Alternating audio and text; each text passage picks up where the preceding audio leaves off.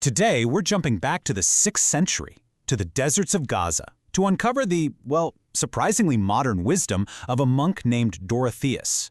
His ideas about community, about our inner lives, are this incredible blueprint for connection in a world that often feels pretty disconnected. So the core of his whole philosophy, it really boils down to this amazing image, a kind of spiritual geometry that maps out our relationship with God and with each other. It's such a simple yet totally profound idea, and it's the central metaphor we're going to unpack today. Yeah, but this wasn't just some abstract theory he dreamed up. It was the product of a life filled with some very real, very relatable struggles. So who was this guy, and how did his own journey lead him to an insight this powerful? Let's find out. To get to the heart of his wisdom, you gotta understand the man himself.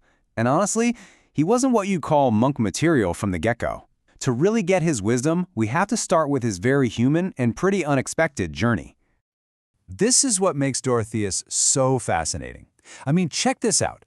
He came from a rich family, hated studying at first, and was in poor health his whole life. He even called himself sociable and affectionate, which is hardly the first thing you think of when you picture a desert monk, right? He wasn't born for this life of austerity. He really had to find his way there. And, his path was anything but easy. He was constantly fighting this inner battle. The wisdom he would eventually teach, it wasn't just stuff he learned from books. It was forged in the fire of his own experience, in the quiet war he was waging inside himself. And the only reason we know any of this is because he was just incredibly, brutally honest about it all.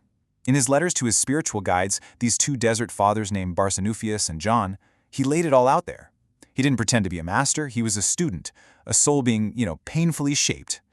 And when you look at the specifics of his struggles, it's pretty revealing.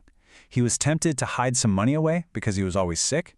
He had serious doubts about his calling, even thought about leaving the monastery altogether. He fought to control his thoughts and, get this for transparency, he wrote about battling a latent same-sex attraction, which was actually a common theme back then. This is the raw stuff his wisdom was made of. So how do you fight all that? Well, out of that fire, that crucible of his own weakness, he pulled out one single, essential virtue that could recenter his life: humility. He saw it as the only true antidote to its destructive opposite, pride. Now, when he talks about humility, you gotta understand, for him, it wasn't some kind of performance. It wasn't about using humble words or bowing in a certain way. No, he defined it as a genuine state of the heart, a real disposition of your conscience.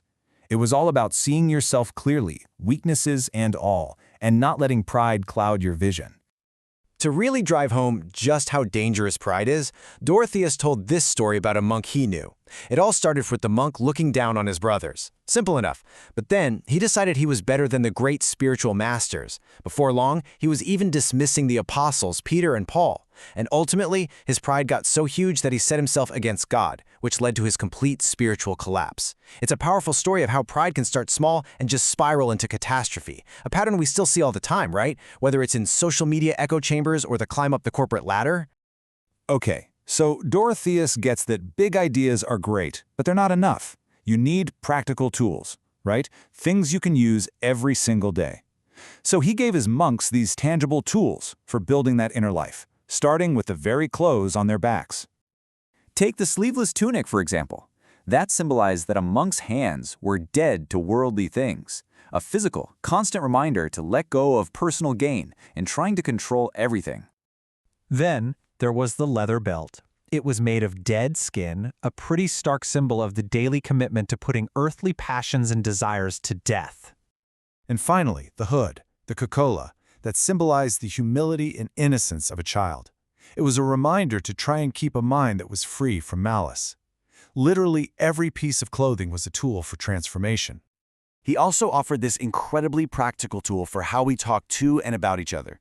He made this crucial distinction between speaking ill of someone and flat out condemning them. Speaking ill is pointing out one single action. He lied. But condemning?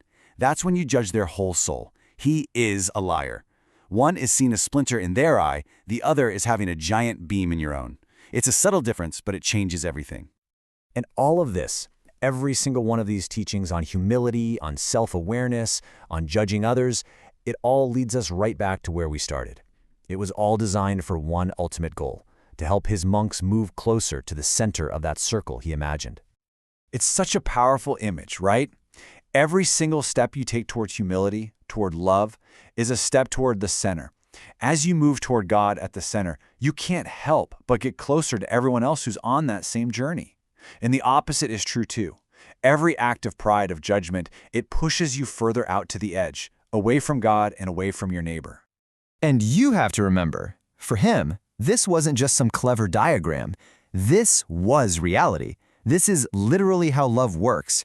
The spiritual life and a life of real human connection, they aren't two separate paths. They're the exact same journey toward the exact same center.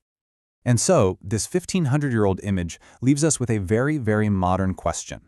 In our own lives, in our daily choices, in how we talk to people, in the way we think about ourselves and others, which way are we moving? Are we drawing closer, or are we pushing ourselves further and further away?